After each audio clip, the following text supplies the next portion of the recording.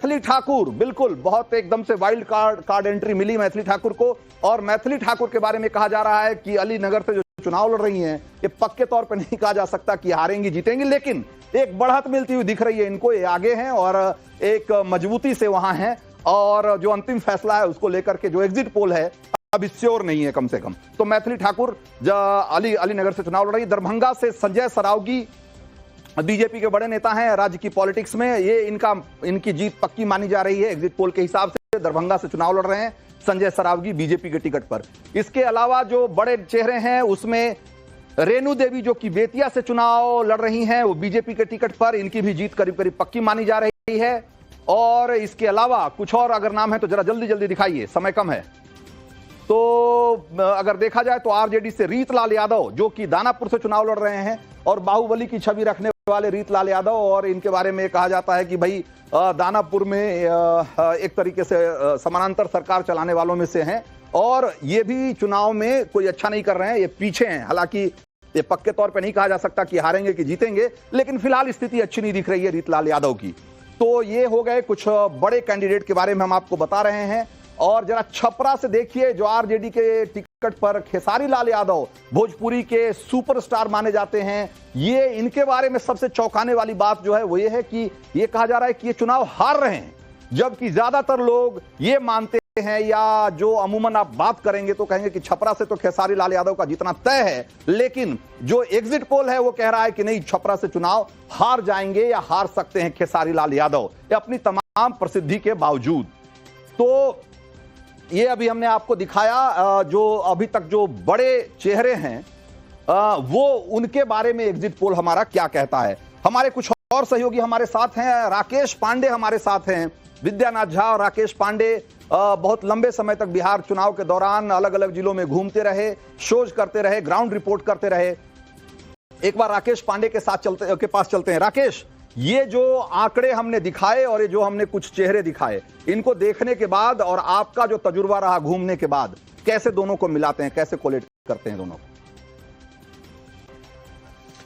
रंजीत जी देखिए, इलेक्शन यात्रा की शुरुआत मैंने बक्सर से की थी। बक्सर, भोजपुर, पटना, सारण, मुजफ्फरपुर, वैशाली, समस्तीपुर, दरभंगा, सहरसा, बेगूसराय तक मैं पहुंचा हुआ था। और इसमें मैं 2 सीटों की बातचीत खासतौर पर कर लेता हूं, जिसमें आप 2 चेहरों की बातचीत कर लेते हैं। एक तो दरभंगा मैथिली ठाकुर का, और दूसरा छपरा से मैं बातचीत कर लेता हूं, यानी सारण से मैं बातचीत कर लेता हूं, जहां से खेसारी लाल चुनावी मैदान में है। अगर ये एग्जिट पोल ये कह रहा है कि मैथिली ठाकुर जीतती हुई दिखाई दे रही है और खेसारी लाल हारते हुए दिखाई दे रहे हैं, तो इसकी 2 बड़ी वजहें हैं। एक तो दरभंगा में मैथिली ठाकुर की जब वाइल्ड कार्ड एंट्री हुई थी तो जाहिर सी बात है वहां पर कैडर में बहुत नाराजगी थी, बहुत सारे लोग खिलाफत थे।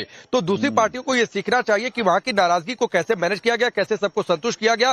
खुद बीजेपी की टॉप लीडरशिप ने लोगों से बातचीत की और कहा कि नहीं, आप लोग मैथिली ठाकुर को सपोर्ट करिए, और वो कैडर उनके साथ जाकर खड़ा हुआ। लाल यादव के बारे में क्या कहेंगे? साथ आप देखिए, खेसारी लाल यादव के बारे में क्या कहेंगे? समय कम है इसलिए मैं जल्दी जल्दी पूछ रहा हूं आपसे। हाँ, मैं उसी पर आ रहा था, क्योंकि बीजेपी के अंदर कई सारे डिस्प्यूट थे। बीजेपी ने उन डिस्प्यूट के बाद भी अगर खेसारी लाल हारते हुए दिख रहे हैं तो फिर ये सोचना चाहिए आरजेडी को और खेसारी लाल को खुद सोचना चाहिए, क्योंकि राखी गुप्ता बहुत समय से और पार्टी पर उन्होंने बहुत खर्चा भी किया, वो निर्दलीय चुनावी मैदान में उतर गए। इसलिए मैं कह रहा हूं कि अगर खेसारी लाल हारते हुए दिखाई दे रहे हैं तो निश्चित तौर पर चुनाव कैसे जीता जाता है, चिंतन का बहुत बड़ी वजह हो सकती है कि खेसारी लाल यादव जैसे इतना स्टार वैल्यू और सो कॉल्ड उनका गढ़ है, उसके बावजूद अगर चुनाव हार रहे हैं तो क्यों हार रहे हैं? बिल्कुल सही कहा आपने।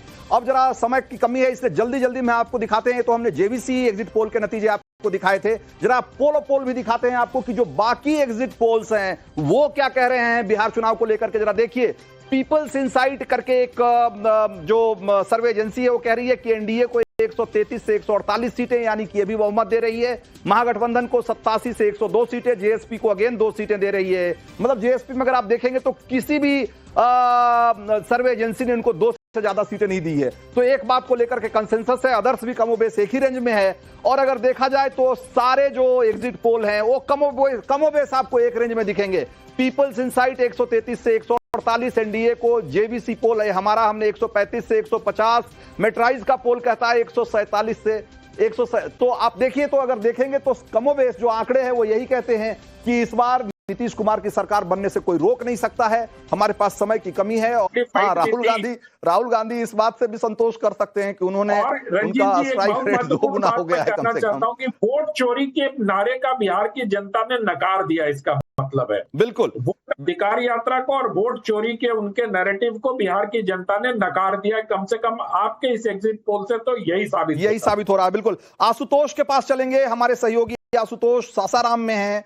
और आशुतोष, आज जो आपने वहां वोटिंग देखी, जिस तरह का उत्साह दिखा और लोग जो आपसे बात कर रहे थे इस दौरान, वो क्या कह रहे थे जबकि एक तरीके से एग्जिट पोल के आंकड़े सामने आ चुके हैं और ये लगने लगा है कि एक बार फिर से बिहार में नीतीश कुमार तय हैं, कम से कम एग्जिट पोल के आंकड़ों के हिसाब से, तो आपका क्या आकलन है? लोग इसके पीछे जो आपने बातचीत की, आपको क्या वजह दिखी उसमें?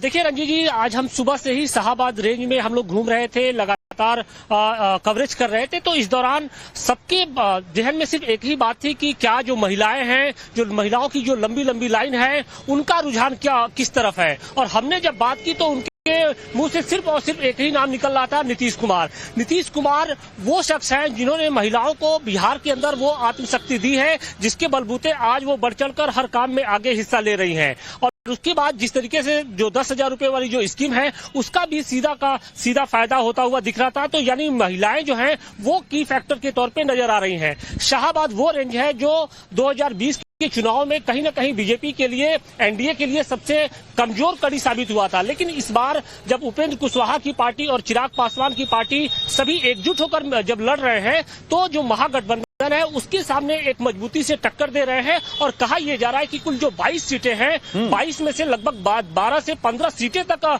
इस बार वहां पर एनडीए जीत सकती है, क्योंकि जो माहौल था, जो लोग थे, वो बिल्कुल और कुछ इसी तरह का आंकड़ा हमारे एग्जिट पोल में भी निकल कर आया। इसी तरह का आंकड़ा हमारे एग्जिट पोल में भी निकल कर आया। आशुतोष, तो ये आप बिल्कुल सही कह रहे हैं, जो महिलाओं का फैक्टर है, अगर बिहार में एमवाई में अगर जो एक टाइम था ना, या अभी भी कहें कि जो माई फैक्टर है, उसमें जो एम फैक्टर है वो भले मुस्लिम फैक्टर है आरजेडी के लिए, लेकिन जेडीयू या यूं कहें कि एनडीए के लिए एम फैक्टर और महिला फैक्टर है, जो कि एक तरीके से विनिंग फैक्टर साबित हो रहा है चुनाव दर चुनाव। और ये बार बार हम देख रहे हैं, जैसा कि अभी अनंत विजय कह भी रहे थे, कि ये कोई पहली बार नहीं है। और नीतीश कुमार की ये सालों की मेहनत है, 20-25 सालों में उन्होंने इस वोट बैंक को न सिर्फ खड़ा किया, मजबूत किया, बल्कि उनको वो एक तरीके से आत्मसम्मान और वो शक्ति दी है, जिसकी वजह से आज वो एक सेपरेट कंस्टिट्यूएंसी के तौर पे अपने आप को उसने स्थापित किया है। और महिलाएं निश्चित रूप से बहुत गेम चेंजर साबित हो रही हैं।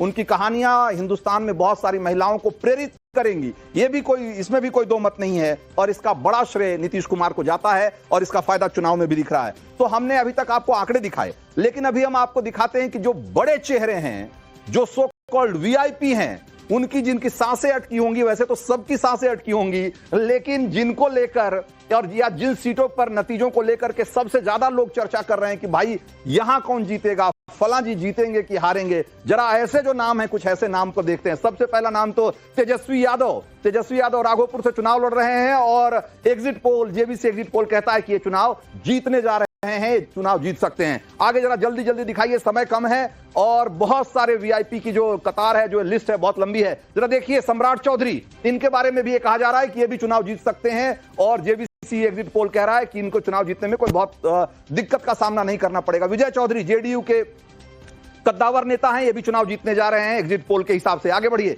जल्दी दिखाइए, सराय रंजन से चुनाव लड़ रहे हैं विजय चौधरी। इसके मोकामा जो कि कहा जाए तो ये इस बार चुनाव में सबसे ज्यादा जिस सीट की चर्चा और जिस नेता की चर्चा हो रही थी, वो यही अनंत सिंह है। अनंत सिंह मोकामा से चुनाव लड़ रहे थे और वो चुनाव जीतने जा रहे हैं, तमाम सवालों के बावजूद, तमाम हो हल्ला हंगामे के बावजूद।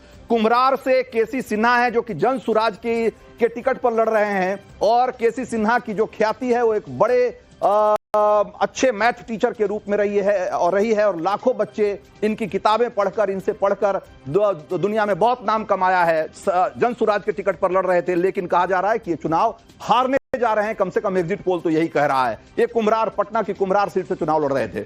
चलिए आगे दिखाइए। इसके अलावा तेज प्रताप यादव, जरा देखिए, तेज प्रताप यादव जो कि अपनी पार्टी से चुनाव लड़ रहे थे, इन्होंने अपनी पार्टी बनाई है जेजेडी, और उसमें कहा जा रहा है कि